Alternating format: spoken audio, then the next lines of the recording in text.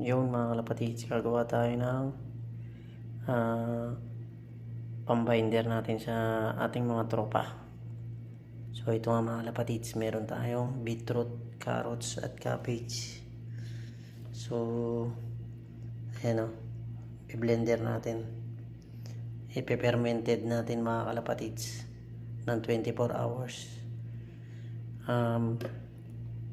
Maganda to mga kalapatids para sa mga nagmo-molting nating ibon mga kalapatids. Molting season ngayon, so gagamit tayo ng fermented na greens tsaka fermented na cabbage, beetroot and carrots. Alright, tara let's go. So yun nga mga kalapatids, i-blender na natin yung tatlong item, carrots, beetroot tsaka cabbage. Pero lalagyan natin ng kapirasong tubig, yung mineral mga kalapatids, huwag yung tubig gripo para walang chlorine, no? Distilled water mga kalapatids. Alright, so yun nga mga kalapatids, lagyan na natin ng tubig, no? Pandarin na natin, mahina lang muna.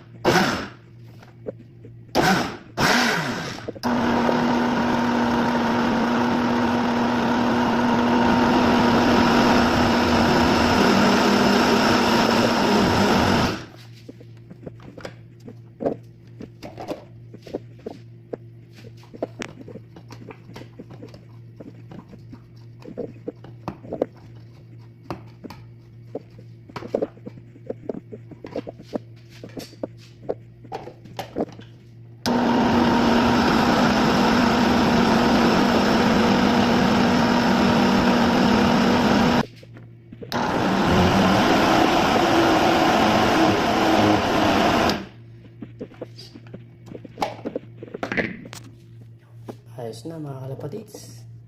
Alright, meron na tayong pambinder. Good for molting mga kalapatids, para sa mga nagmamolt nating ibon. Alright, yan o, beetroot mga kalapatids, carrots at cabbage. Alright, nice. Tara, let's go.